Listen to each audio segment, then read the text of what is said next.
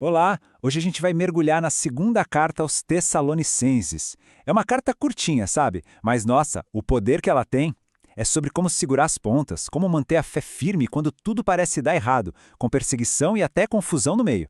Vamos descobrir juntos o que essa carta tem a nos dizer hoje. E o ponto central dessa carta é uma pergunta que, olha, todo mundo já se fez um dia, né? Como é que a gente encontra esperança quando o mundo parece hostil e o futuro, bom, o futuro é uma grande interrogação. É uma questão super antiga, mas que parece que foi escrita pra gente hoje. Então, para a gente sacar a resposta do apóstolo Paulo, precisamos primeiro entender com quem ele estava falando. Imagina só, uma comunidade cheia de vida, mas que estava sofrendo uma pressão gigantesca. Era um verdadeiro teste de fogo para a fé daquele pessoal. E aqui que a coisa fica surpreendente, porque no meio de toda essa perseguição, de todo esse sufoco, essa galera não estava só sobrevivendo, não. Eles estavam florescendo.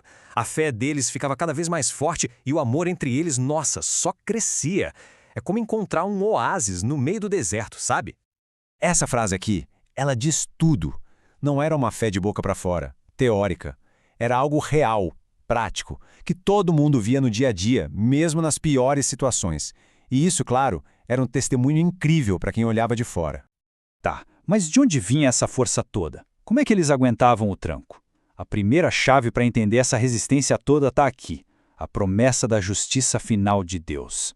O consolo deles não vinha porque os problemas sumiam, vinha de uma confiança total de que Deus estava no controle de tudo.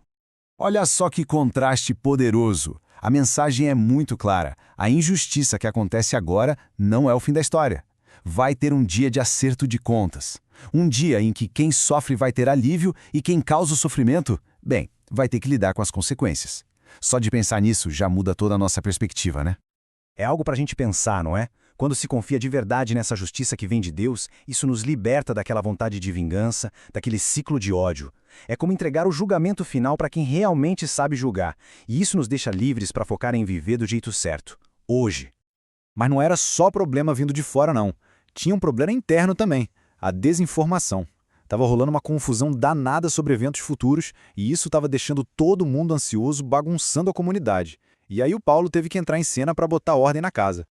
Imagina o boato que começou a correr. Era de deixar qualquer um de cabelo em pé. Tinha gente achando que o dia do Senhor, sabe, o clímax da história, já tinha acontecido. Pensa no pânico. A galera achando que tinha sido deixada para trás. Essa ideia não era só errada, era perigosa. Estava acabando com a paz de todo mundo.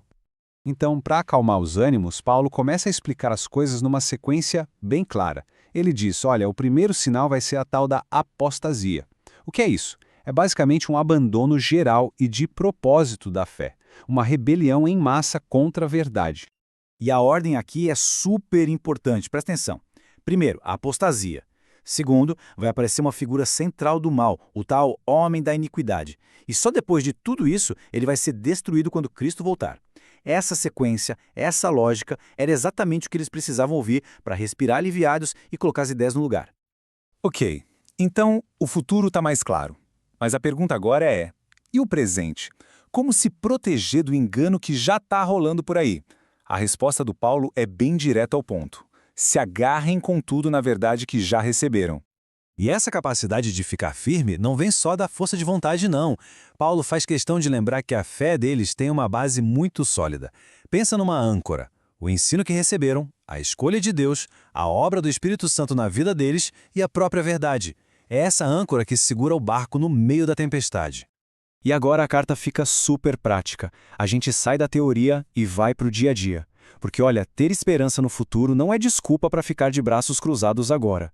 Muito pelo contrário, é o que deveria dar gás para uma vida com propósito, com trabalho duro. Pelo jeito, tinha uma galera lá na igreja que, talvez por causa de toda essa confusão, simplesmente parou de trabalhar, vivendo de forma desordenada. E Paulo os confronta com um chamado à diligência. O recado é claro: trabalho e responsabilidade não são só coisas do mundo.